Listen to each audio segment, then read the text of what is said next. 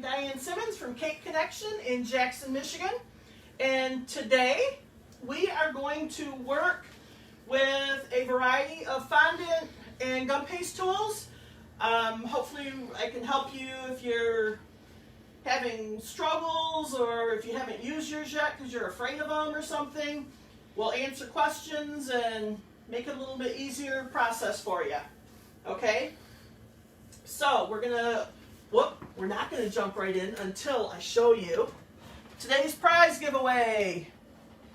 We have an assortment of Tappets. These are from FMM, a company out of England, and they've designed these. And I'm going to show you how to use those today.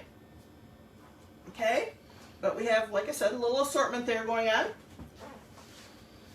So be sure, let us know that you're here.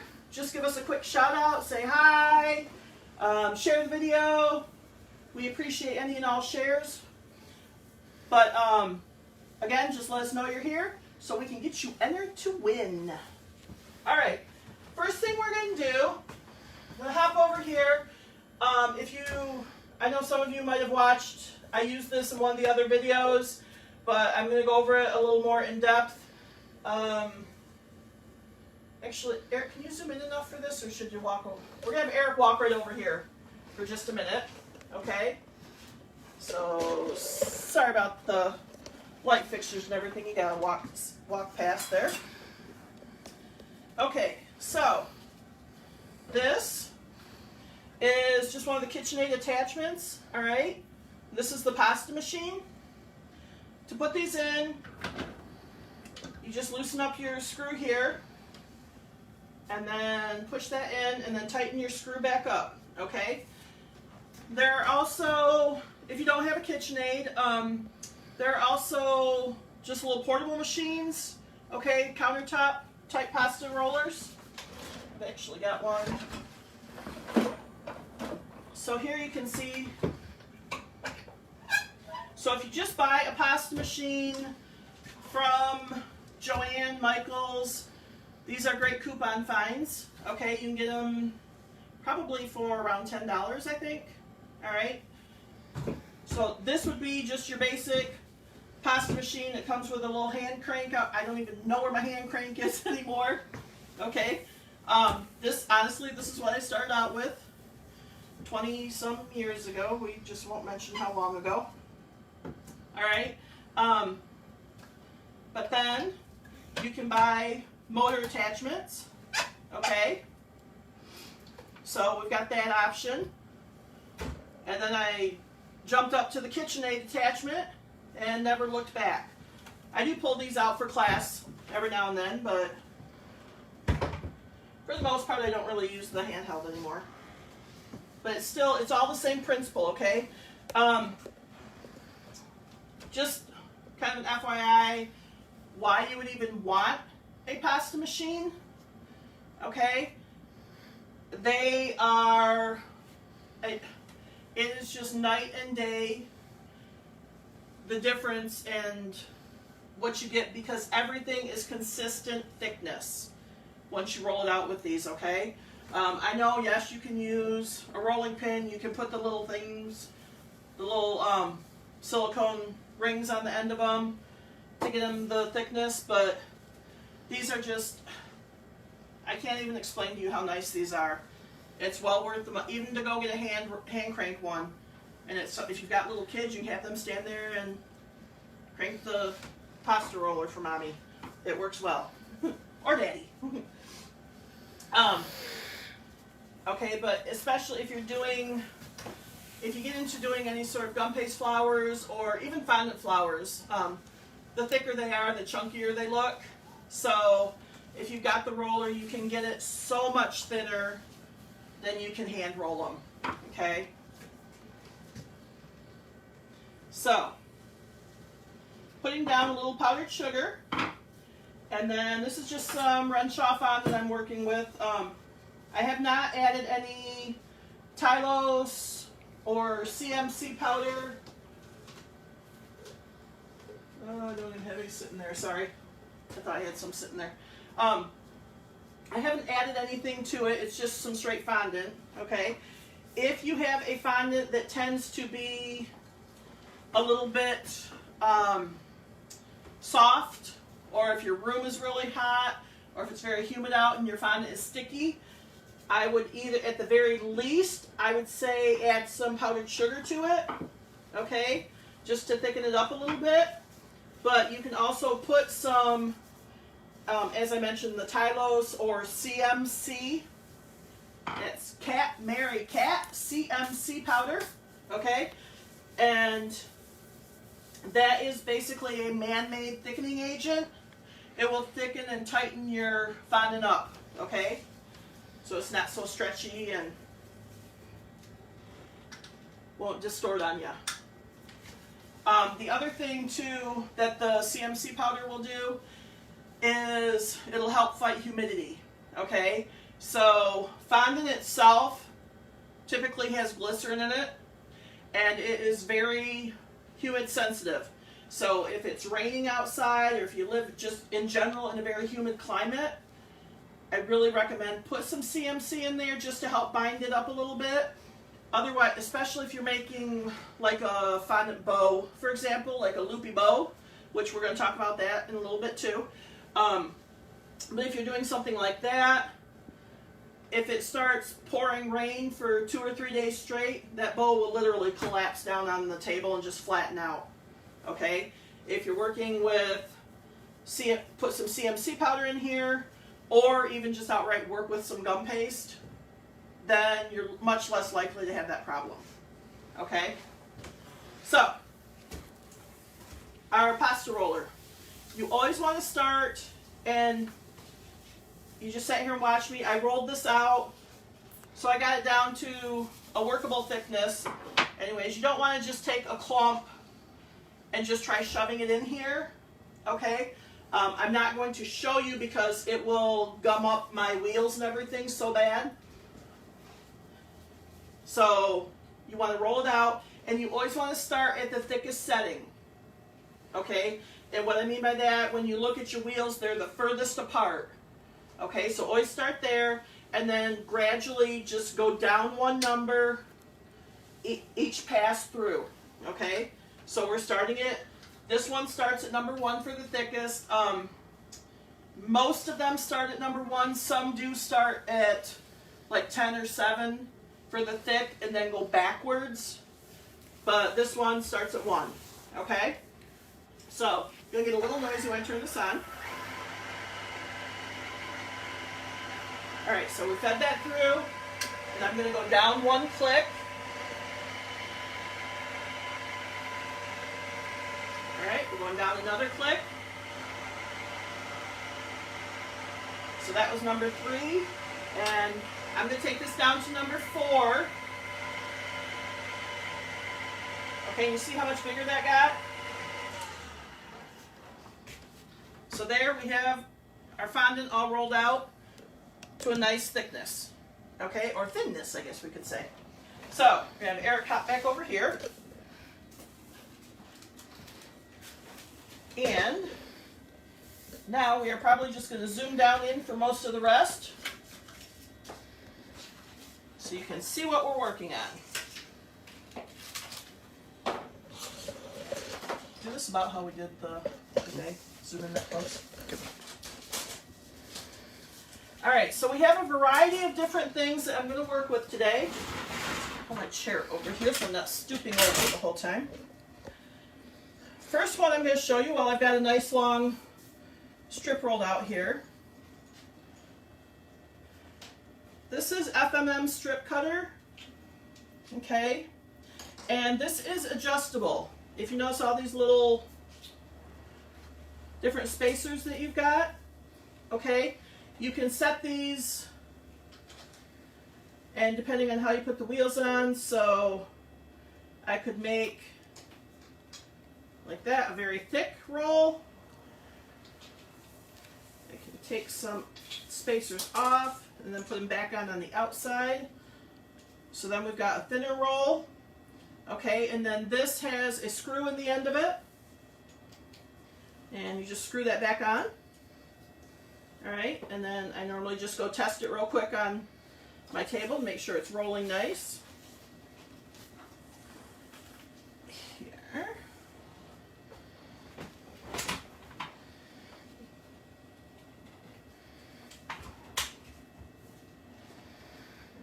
then you can start right back again, right beside it.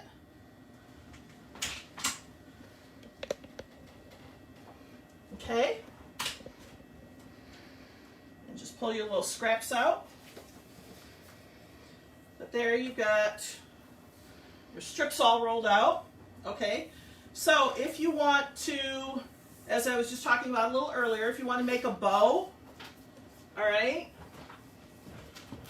And I forgot. Okay, I'm just going to show you on here for right now. Another thing that comes in super, super handy, and I apologize. I thought about this earlier as I was getting everything, setting it out for this morning. I don't have mine here at the store. It is at my house in storage. But a pasta drying rack, okay? They're for homemade pasta, and they have just little, like, arms out on them, okay? You can use those. You can put any of your, like, plastic dowel rods over them if you want a bigger one. You know, if you want a bigger loop on there. Alternatively, you can go get some wooden dowel rods in different sizes, okay? And then just, basically, you need to make yourself some sort of, like, rack to put the rods across, okay? So essentially, you just need something up in the air a little bit. But then you want to cut your strips.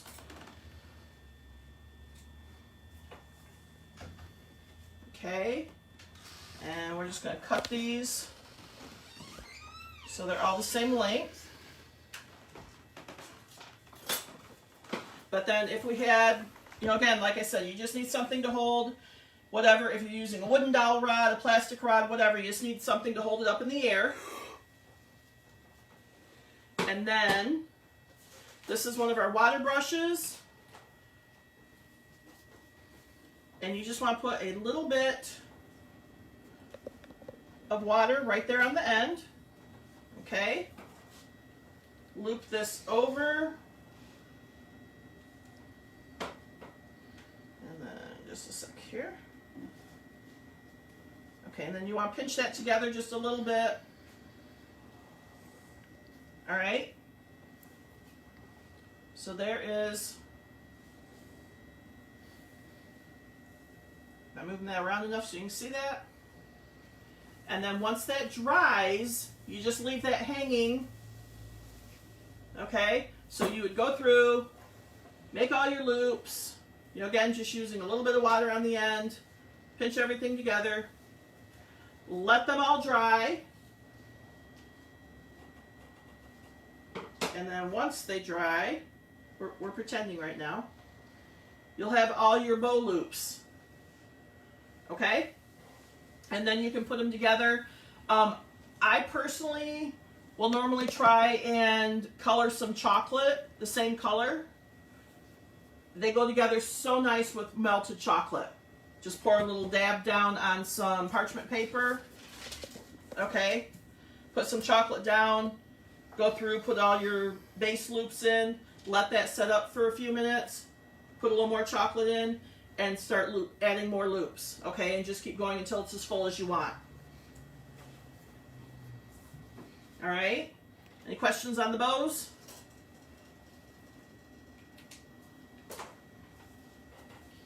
Okay, so that is our strip cutter, which I have another use for. I'm going to show you here in just a second. Now, one thing I do also, and this suggestion is courtesy of Mr. Nicholas Lodge. Love him dearly. He is the guru of gum paste and whatnot. I took a week-long class from him when I first started years ago. Highly recommend, if you ever have the opportunity, take a class with Nick. He is amazing. Okay? But anyway, when you're working with your gum paste, you're finding anything, these little disposable plastic cups, just put your stuff in when you work with it, You don't want to leave stuff sitting out at air temperature too long, okay? So just set it down and then cover it up with your cup. And that will keep it, there we go, from drying out on you. All right, so next thing I'm going to show you, these are strip cutters, okay, but they're borders. So you can see there's, I believe, 5 different sets, is that right, Eric, of the frill cutters? Okay, yeah, we're both thinking 5, and there's four different strips. I just grabbed 3 of them out because I have all mine loose. I don't know which ones go with which sets, to be honest with you. I just grabbed 3 of them to show you real quick. But there's 5 different sets, and each one has 4 different designs in it, okay? But you can use these. So we have an edge cut already cut here. If you wanted a thicker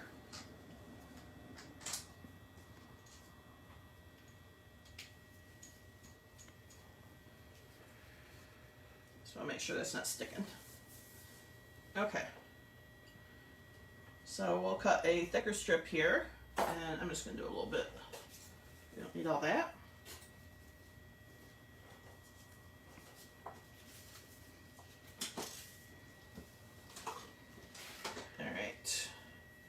There we go. So you want to keep one edge set, and then, okay, I guess maybe I need to do it this way so you guys can see. And are you zoomed in real good down there, Eric? Mm-hmm. Okay. So I'm lining this up at the edge there, and press down, and you just want to wiggle it a little bit to make sure you've got a nice clean cut.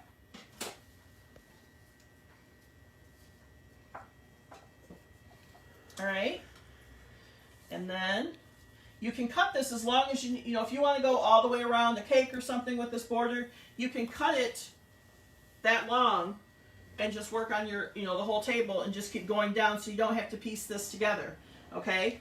So then you can just go line this up right here at the end. So I need to line up there, and then also make sure I'm straight along the border there. There we go. Is that number 4 thickness something you would recommend, or what you personally use for your decorations? The number 4, that is generally what I use for, gosh, most of the stuff I do. That thickness works good when we get to the tappets, okay? It's just, I like that thickness. Now I did make some plaques ahead of time too. Oops, they're starting to curl up the paper here. Flip that over. These I rolled out to a number 1, just so they were thicker. But typically when I'm doing anything with the tappets, or if I'm doing like some plunger flowers, which I'm going to show you here in a little bit, that type of stuff, I do tend to use a number 4 for the thickness on it. Okay. Trying to think what probably for everything I'm going to show you today, yes, that would be what I would use for it. If I were doing gum paste flowers, those I definitely do, I run those down as thin as I can. If I'm doing them, now with in class use, I will normally start people out at a number 4, okay, just because it's a little easier to work with, a little bit thicker like that. But sorry, I gotta grab oops, no I don't, I've got one here. Just had to grab my Ziploc to put the rest of this in. I had too much going in my cup. So just to get started out, even with gum paste flowers and stuff, I would still probably recommend go to a 4 or 5. Mine rolls down to a 7, but it's fairly thin. If you go out to 7, so you know, I do suggest to most people, and when I do a gum paste class, that's what I do, is roll it out to number 4 usually, sometimes 5, just depending on what we're working on. Okay. So I gotta take all these off the parchment. The parchment's curling up on them. Okay. So there we've got some border strips made. Just a minute, I gotta clean this off here real quick.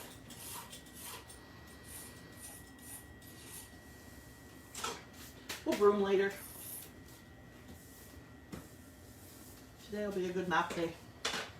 Okay, so next up,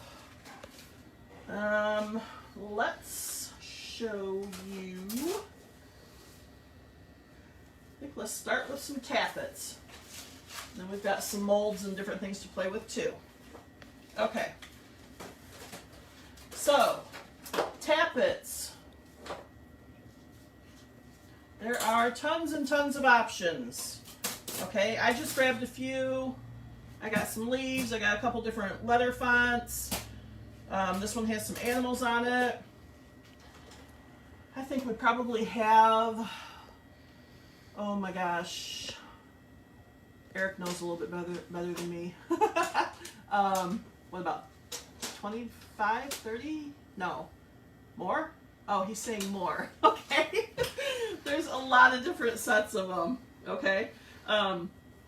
Like in the ones that we're giving away, there's emoji faces, there's numbers, there's farm animals, the rest of the leaf set, there's safari animals, nursery, so like a baby set, okay?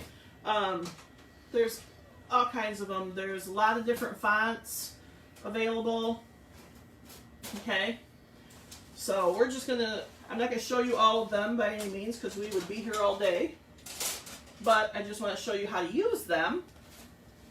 I would say these are probably one of the most, I don't think they're intimidating, but a lot of people struggle with them, I guess, I would say. Okay. And I pre-rolled out some fondant. I figured you guys did not want to sit here and watch me roll this out all day. Okay. So, what you typically want to do is cut a strip. You don't have to use a strip cutter by any means for this, okay? I'm just grabbing it literally because it's sitting right here and handy. Okay?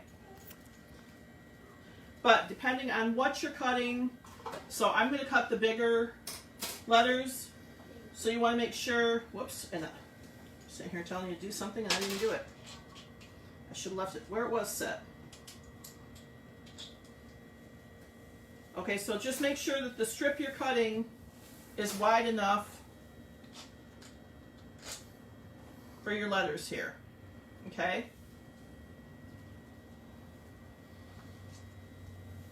And like I said, you don't have to do this with the strip cutter.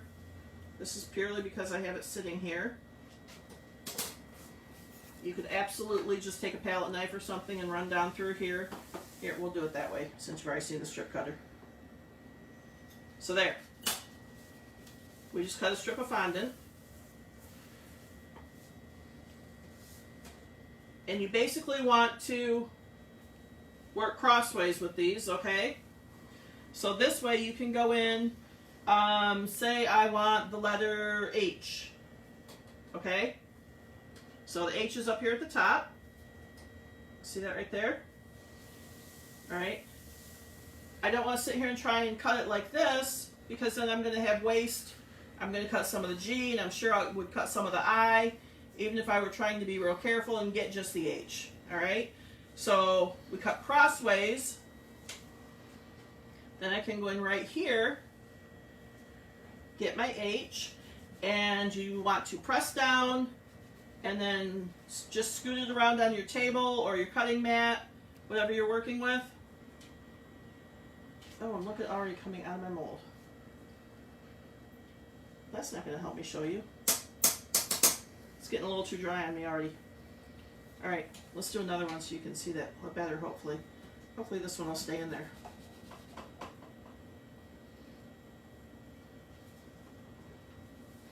Okay, there, this one stayed put good for us.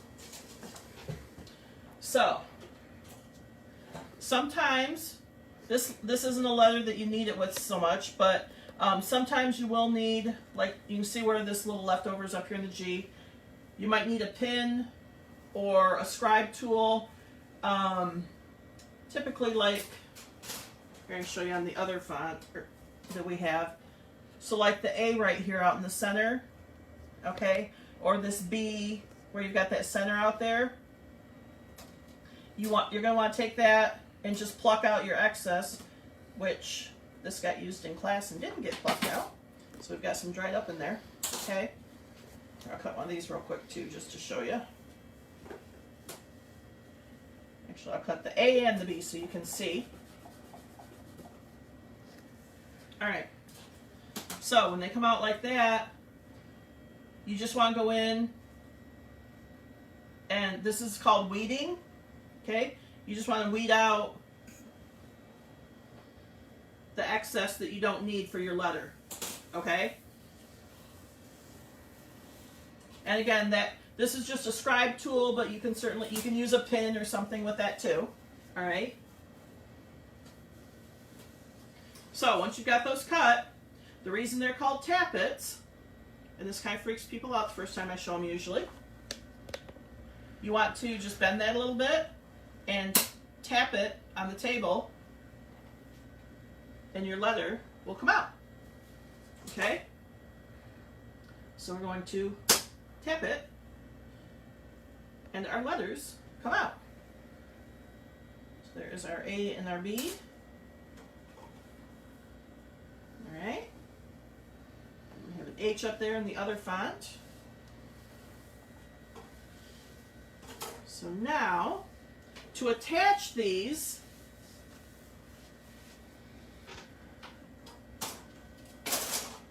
I will be with, if I have a bigger piece,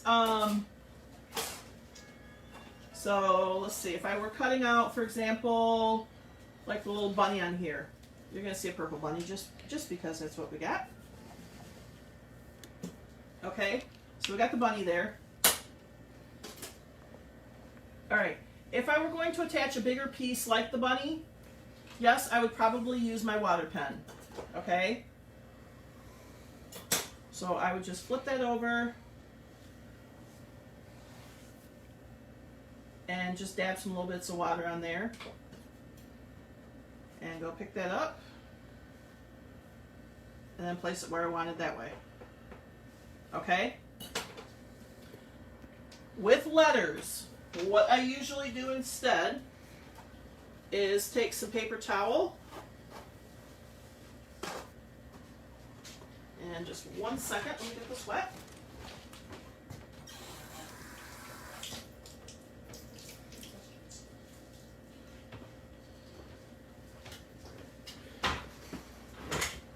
Okay, so I just got a damp paper towel. I also have used in the past, when I was doing cakes actively all the time, I actually had a thin piece of, so let me grab it and show you.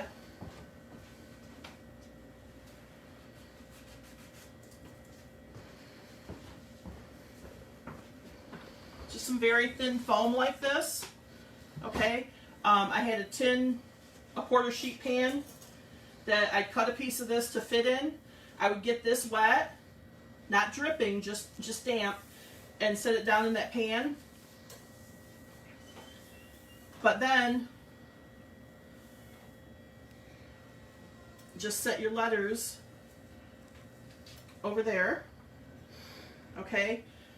And the reason I do this, there's a lot less chance of distorting them, okay? If you're trying to flip them over and brush them, you're a lot more likely to end up breaking them, ripping them, whatever, okay? All you need is just a little bit of dampness on the back. So they are plenty fine now. But then you can just take your palette knife, go down, get that arranged where you want it, and then just lightly press it down in, okay? So I know this isn't going to make much sense. We're just going to do HAB on here.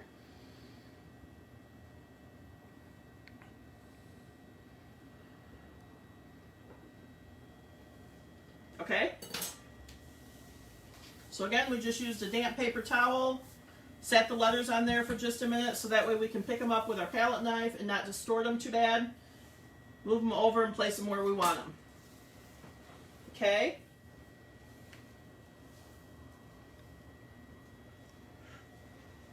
And that is utilizing your tappets. Any questions on that? Is Eric missing them, or are you guys really question-free today? Not a whole lot.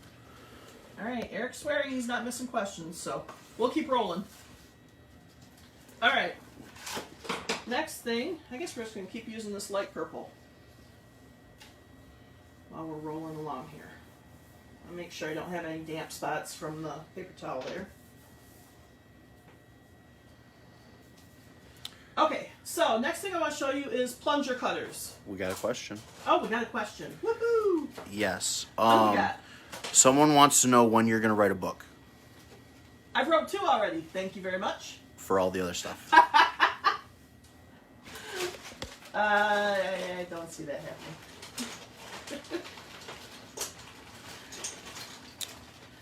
Alright, so plunger cutters. Oh, someone wanted to know what brand your stencils were. Your tappets. Tappets are all from FMM. They are the original creators of them. I do not sell the knockoffs in here. I have people will send me questions with them and I will try and help them, but typically they'll say, oh, my tappet snapped in half, which, you know, if that happens, I'm like, oh my gosh, bring it back. I'm so sorry. I've not had that happen with a tappet. But come to find out, they bought one of the China knockoffs, so I very strongly, I personally had some stuff. One of my products that I created was copied by somebody else, so I know the feelings that go into that when that happens. So I just personally, I don't promote it. I know they're out there, obviously, but we sell the FMM brand here. They are the creators of them, so I want them to get all the recognition for it. All right. So, plunger cutters. These are just a few of them. But I just want to show you, there are leaves available. The leaves have, can we zoom in way close? Okay. So, the leaves have actual veining marks in them. Okay. Some of, I don't know if I have any of them over, I don't think I do right at the moment. Here's a rose leaf, you can see too. But there's a few of the bigger daisies actually have the little vein lines out there that you can press in, okay? So these 3 would just be considered a straight plunger cutter, all right? These are considered a plunger veiner cutter, okay, because they plunge and vein. These are just cut and plunge. But super, super quick and easy. These are, I'd say these 2 right here, I used to sit and make tons of these just to have sitting in various colors.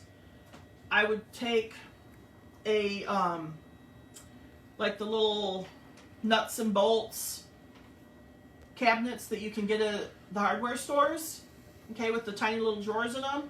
I would have these full of different color flowers just so, in case I got a last minute call for cake or cupcakes or something.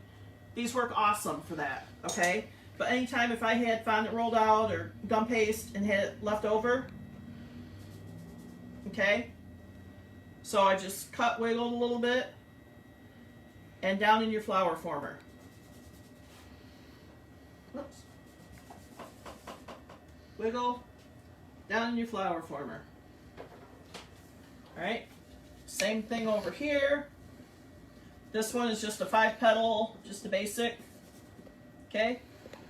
Down in your flower former. Oops. Get that straightened out in there a little bit.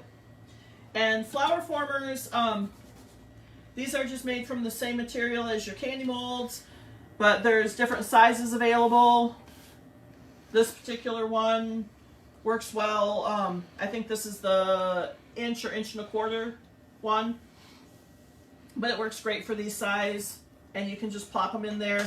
There's a bigger one if you don't want them to have as much of a curve when they dry. The bigger ones, it'll just tip up the edges of the petals because it's still rounded like this. Okay? But as you can see, super quick, super easy. You can make some royal icing and just go drop centers in those real quick and store them for months and months. Okay, we have some questions, it looks like. Okay, well, you kind of just answered the first one, which was how long can you store flowers, these flowers and such.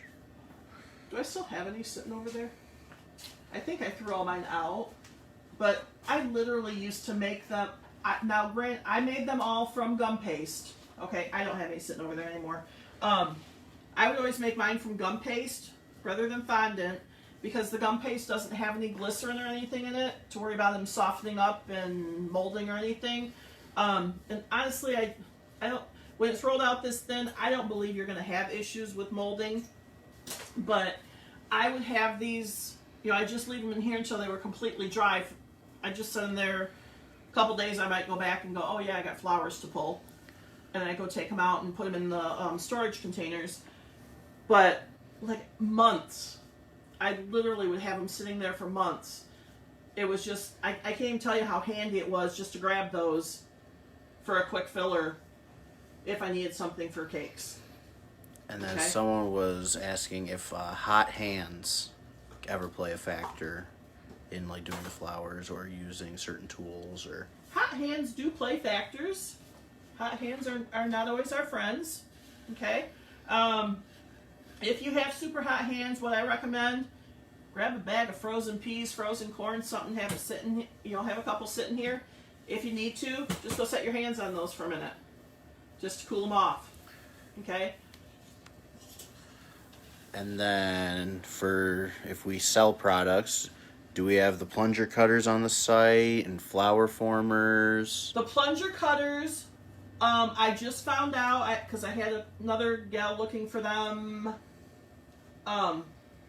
either Friday or Saturday. They're not on the website, and I am sorry, I did not realize that. I will get them as soon as I get done today. That is at the very top of my to-do list. So I will get the plunger cutters on there, because I do have a variety of them. The 5-petal ones, we have these, I think there's 3 or 4 different sizes. We sell all those individually. The daisy ones, there's a 4-pack set of them that we have. We've got the rose leaf and the ivy leaf. There's butterflies, snowflakes. So I know there's other ones out there too. I'm just not thinking of them. Oh. But like I said, I will get those on. They will be on today. There's a clarification with the hot hands question. They're Okay. talking about the brand Hot Hands. Can you use the cutters with the product called Hot Hands? I've never heard of the product Hot Hands, so I have no input on it. And no, I can't answer questions. Sorry. And I don't even know if that's a fondant, a gum paste, or if it's a glove, or I got nothing on that one. If someone likes your chef's coat, can they purchase one for themselves? This is a T-shirt. Sure, we can get you hooked up with our T-shirt gal. If you're wanting a T-shirt. I've never even contemplated that, but yeah, we can do T-shirts. Okay, so there's plunger cutters, and then I almost forgot these. I love these little cutters, and I'm not gonna lie, they've just never really been that popular, and I think it's because people just don't realize what you can do with them, but they're so pretty. So this is a set. This is probably from 2 or 3 sets because I had them opened up for class use. Okay, that's why they're different shades of pink here. but they come, there's 3 impressions. So these are all do an impression, and then this is your edge cutter for it, okay? So we'll do this one. So what you do is just pick out your impression that you want to do, and this is a border cutter, okay? And I need to get a straight edge here, or a little bit straighter. There we go. Okay. So I am lining this up back here at my straight edge, and I'm just going to press this in. I may have to grab a new one out. It's not quite as dry. No, that worked enough so you can see it. No, it really didn't. Just a minute. Let me grab some fresher out of the bag.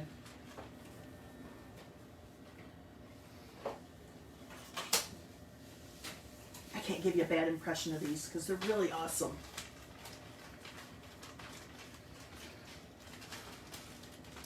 Alright, so we'll move on to our darker purple here. Come on. Talk to your fondant, it helps. Alright, this has gotten a little sticky in the bag, so I'm just going to dust. This is just it's called dab-a-dust, so you can put a little dab of dusting on your table. There, so we're not sticking. Okay, and actually I'm just going to gently rub that over. I don't want to put a lot on there because it's colored, but I just want to grab any dampness. Okay, so again I'm going to cut a quick straight edge on there. So take your impression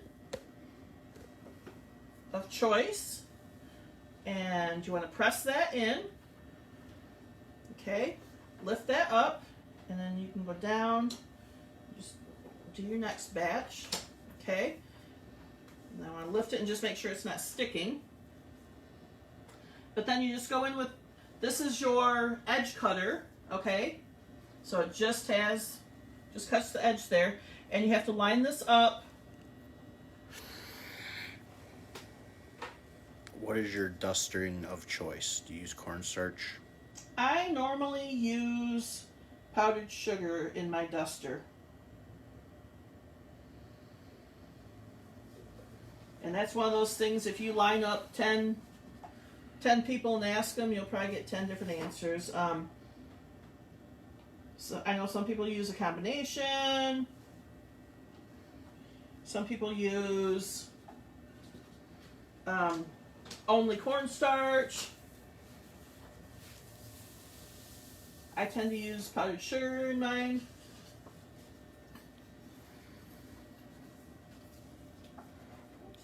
A little bit of a messy thing there. Okay. There. Sorry, I got some powdered sugar on that. Now what you can do too, if you get powdered sugar on colored fondant,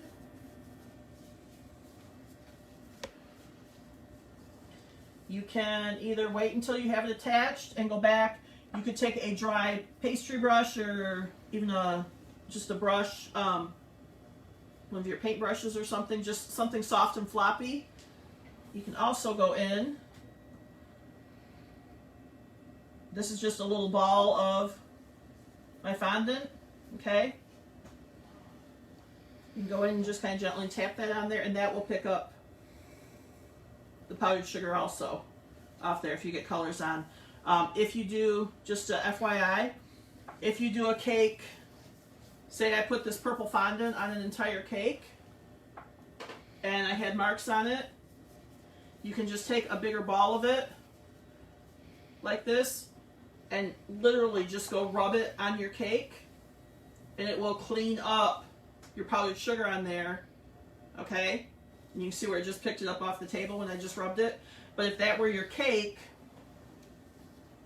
and you just rubbed it with some more fondant like that, it's going to pull all that off, all your excess powdered sugar that you might have gotten on it. That's come in super handy at different occasions when I've done like black fondant, for example.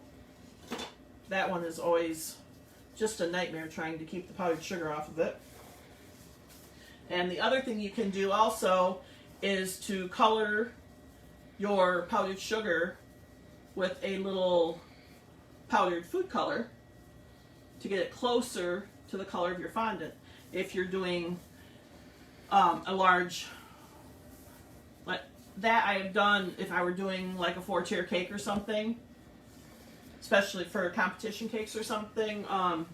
Like I did one that I had a lot of this kind of teal royal blue color on it, and I actually colored some powdered sugar as close as I could to that to use it when I was rolling out my fondant for the cakes to cover them. That way, if I got some on my cake or on my fondant, it didn't show up anywhere near as bad as just, you know, your standard white powdered sugar would. Okay? So, there are those. Then, I just want to show you real quick how to mold in silicone molds, okay? I know some people say, well, that's pretty straightforward, but I still see people struggle with it every now and then, so we're just going to go over it real quick, all right? I typically dust the mold, tap out the excess, okay? And then you just want to take this, go around and push it in. Now if you notice, I'm kind of pushing back into the center of it from my edges, okay? Now I've got some left right here. Are we zoomed in? What's showing? Now we are. Okay. So where I have that edge, I'm going to slice that off. All right. I don't want to just take it out right after I slice it, okay? I'm going to show you what.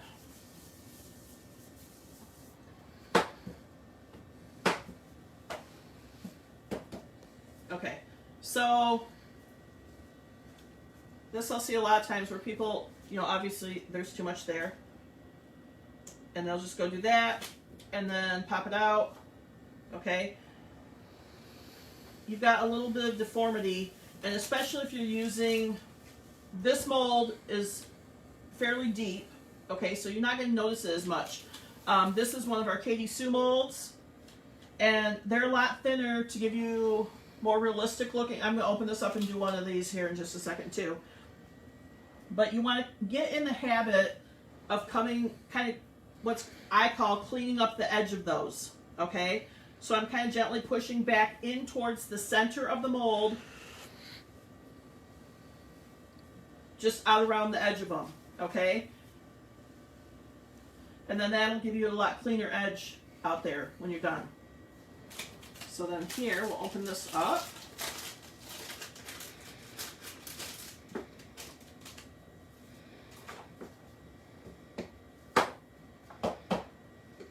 Okay, dusting, and then just lightly tapping out the excess in there. Okay, so we'll do this flower right here. Actually, it's kind of similar to those.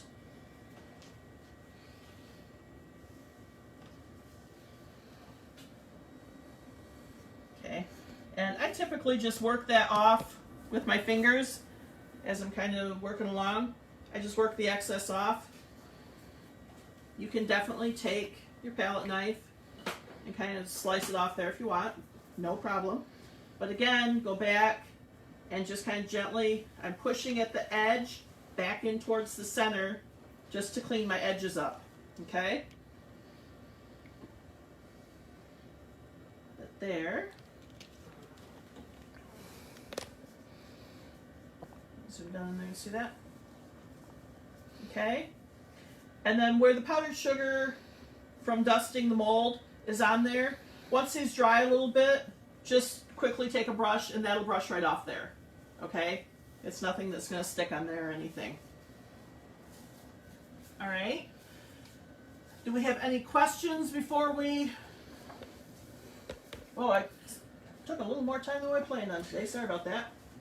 Oh, you know what I didn't show you real quick? Do you have different silicone molds on the website? For impression molds? Or... I have a few on there right now. I have more coming. We'll say that. I'm not sure, the whole pandemic has kind of put a wrench in a few of my plans. So, they're in the works. They'll be here shortly. I just don't know how shortly. Okay? But I believe I've got I'm pretty sure this Katie Sue one's, I think I've got like 4 or 5 Katie Sue ones on there. Maybe more. Yes, but it is, like I said, it's very limited right now what we do have. Okay? But there will be more before too long. Okay, I did want to show you just what the plunger cutters, how to use those. Okay, as opposed to, or I'm sorry, the veiner, the ones that have the veining with them. Okay, so those, you still want to press down, wiggle them a little bit, like we did, then press down to put your veining in, okay? And then I usually will wiggle again just in case when you press that, if it pushed anything out, I just want, whoops. Guess I did not have enough powdered sugar down there, sorry. Okay, we'll do that again. So, wiggle, press, wiggle, and then we'll put that on the white. It shows up on there. Now this, typically if I'm making a bunch of these, I'll show you real quick here.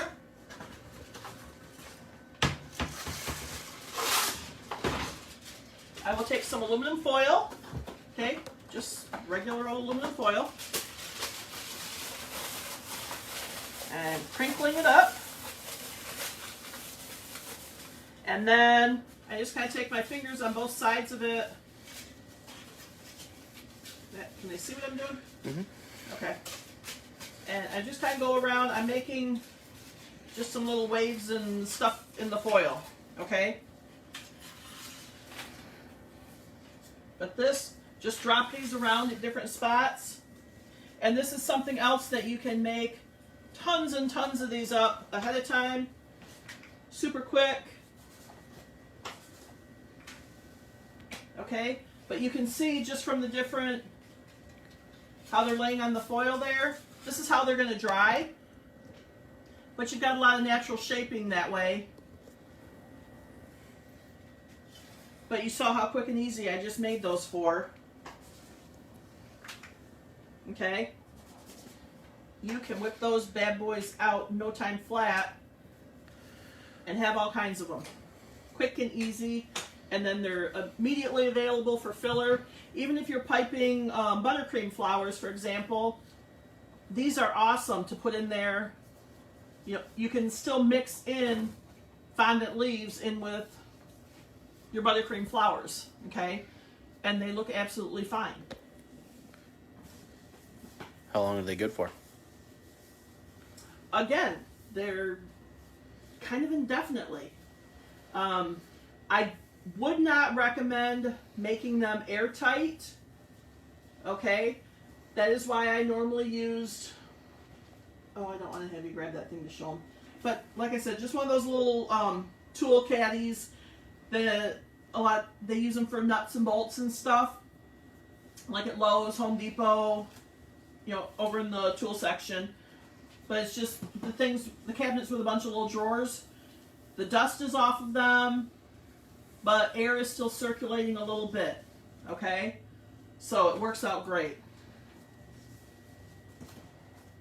And here you can see our bow loop is already setting up firm enough that we can lift that up, okay? So those don't take too long. Let's see if our flower's kind of starting to set up a little bit, okay? Without using any Tylos, how long do you allow for your fondant to dry? That is going to be a loaded question because of different humidity. Like stuff that needs to stand up. Different types of fondant. It is really going to be dependent. I normally tell people if they want something that is going to stand up and protrude from the cake, make it at least a day ahead of time. At the very least, a day ahead. If you've got the time, even better to get it out, 2-3 days ahead, just to be sure you've got time. Also, a variable is going to be how thick your fondant is.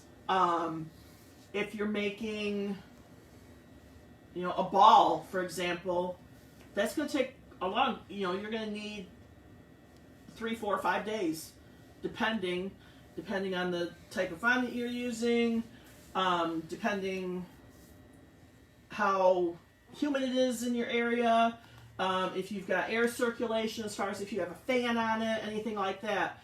So I'm a big proponent, make this stuff ahead. Just make it up. If you know you've got orders, there's a lot of times I would make stuff like this. I would look 2-3 weeks ahead in my order book. If I had a free day, I would be sitting making this stuff up, like I said, for 2-3 weeks down the road. It's not going to hurt anything. Just put it in like a cake box, a pie box, something like that for storage.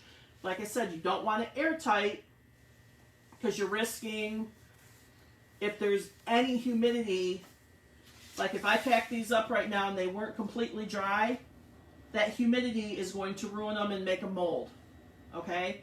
So it's always best, store your stuff, like I said, in a cake box, in a pie box, something like that, that it's covered from the dust, but some air can still get in there and circulate. Okay? Any other questions? All right. Mr. Eric, do we have a winner today?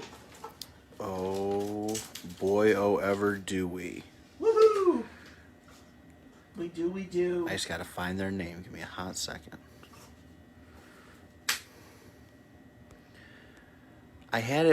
The number I had it lined up. Just give me a second. Just a minute. Okay, it's Mr. E. No, it's Crystal Austin. Crystal Austin. Yep. All right. Congratulations, Crystal Austin. If you are still watching, please send me a message with your mailing address. I don't think you're local here, but if you are local, if you're out and about and you want to pick it up, you are welcome to do that as well.